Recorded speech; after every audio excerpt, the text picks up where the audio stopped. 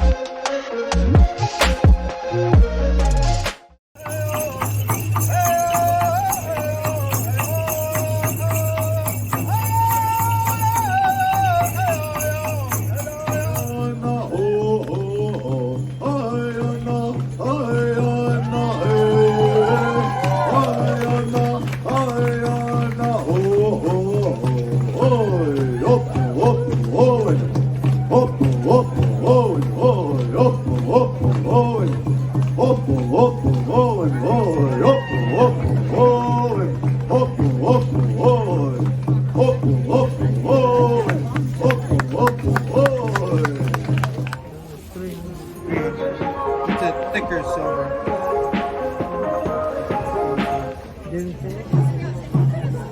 All right, so we're here at the Indian Art Show, and I'm with an artist named Roberta Begay. Am I saying that correctly? Yes, you are. So tell me a little bit about you, Roberta. I am originally from Arizona, Navajo, from the Navajo Reservation. Grew up, born, raised there, and I reside in Albuquerque, New Mexico now. And my art I consider like contemporarily indigenous. And it's just a lot of contemporary bringing with a blended tradition. Yeah. That's what I like to say. And so, I'm going to look at it a second. So definitely can see like the contemporary vibe, but then obviously a lot of like historic vibes too. So can you tell me a little bit about like how your culture shapes your art? Shapes it a lot. As you can see, I have a picture of my grandmother on the table right over here. And one of the designs that she used to do, I incorporate into my art now after her passing, which you can kind of see like a little bit repeatedly, right up in there. So it's there. Like, I consider like a lot of my art is also painted in layers. So I consider it like kind of like a weaving kind of thing. So I paint weavings is what I usually tell a lot of people. My grandmother and my other grandparents, they were also traditional rug weavers also. So in a sense, I feel like I'm still doing a little bit of that. That's amazing. Yeah, so one of the other things we used to say is like maybe she was weaving paintings and I'm painting weavings. Anything else you want to say about your art you want folks to know? About like life as an artist, about your creative process, about making it as an artist? Art doesn't have a timeline. Does not have a timeline. Like some pieces I've started, sometimes it'll be days, weeks, months, sometimes even years. The canvas will sit there until the original vision that I had seen comes back to me. For some reason, it's always changing. It always changes from my original vision that I've seen. So it's not quite exactly what it is sometimes. It changes as the thought process, as my thoughts change along with it also. Or experiences or conversations with somebody else ends up changing it again also. Awesome. Thank you so much for letting us do this little video and talking with us. I post everything on Facebook and Instagram. So if you'd like to give a follow at Bitterwater Artists, that's awesome. That'd be great.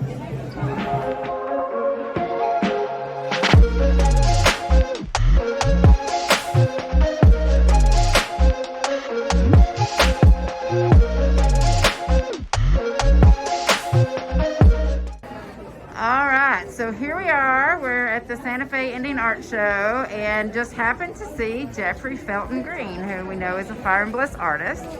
So Jeffrey, I just wanted to talk to you some about like being at the show and what are your impressions?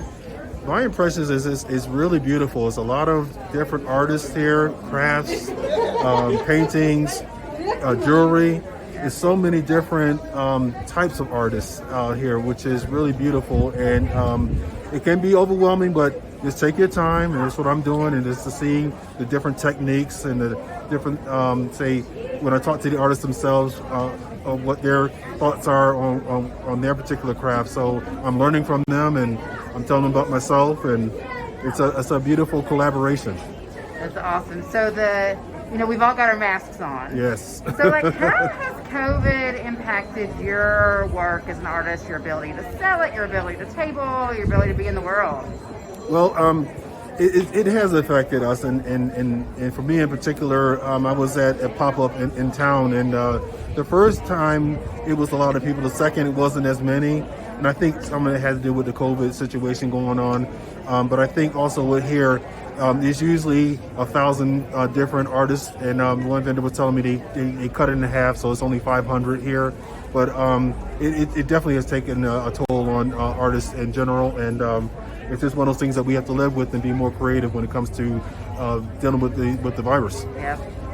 And so last time I want to ask you, Jeffrey, like this is the Indian Art Show. So Yes. it's all indigenous artists out here. Beautiful stuff. And yeah, it's incredible. And so like when artists of specific cultural groups show together, like is there a different energy or a different way that you're treated if people are coming, to an African American art show as opposed to just any old show? I think artists, the ones I've talked to, they've been very friendly, and they've been really inviting to me. And so with me also working professionally with the Department of Justice, I work with tribes, and so I've always had a good rapport with tribes and Native people because I have a connection. And so when I talk to the artists here, I have that same vibe. They're very inviting, and they're just welcoming to their table, and they're talking to me about their crafts or their paintings in particular.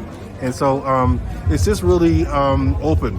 And so I think for me, also with African American artists and going to shows like that, I get the same vibe. So it's similar. That's awesome. Thanks, Jeffrey. Thank So you. Good to see ya. Bye. All right, bye.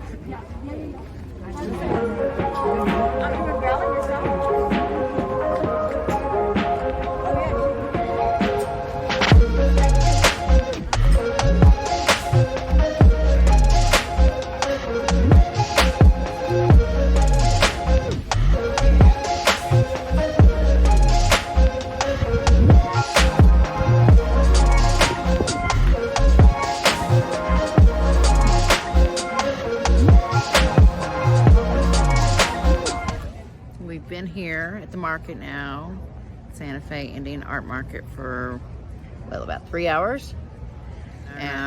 Just want to capture some of your thoughts. What are you thinking? What are you feeling? What have you learned today? Well, it's a little overwhelming. There's a lot to it. There's lots of people kind of doing an individual craft, and then there's people who have booths that are selling lots of different crafts. So I think there are 4 different types of art that can be sold here.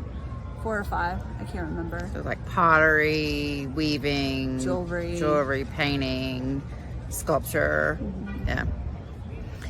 So there's a few things I'm thinking about.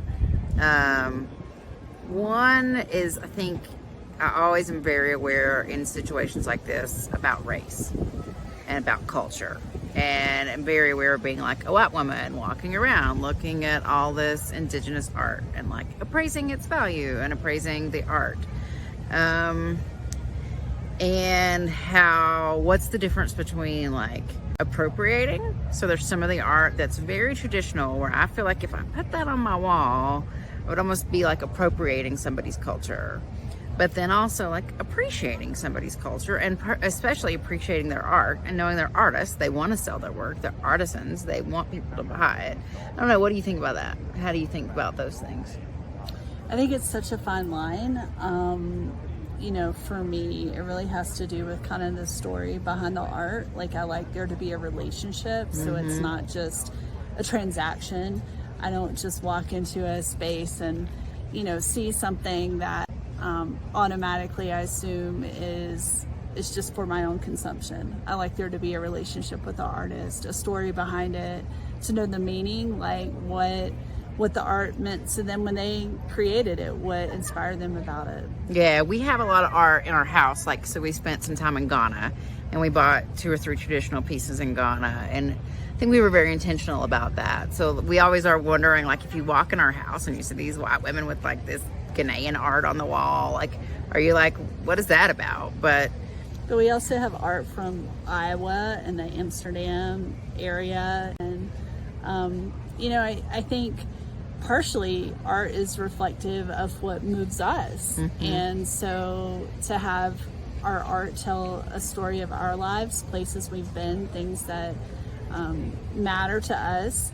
And, you know, I'd say that's true for a lot of the artisans here. I imagine they work really hard to get ready for this show, perhaps even a year in advance. Yep.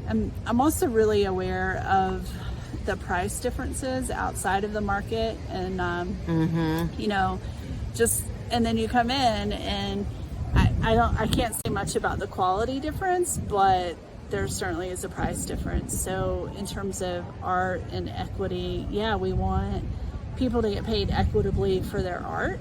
And then I also wonder, how is art affordable for people?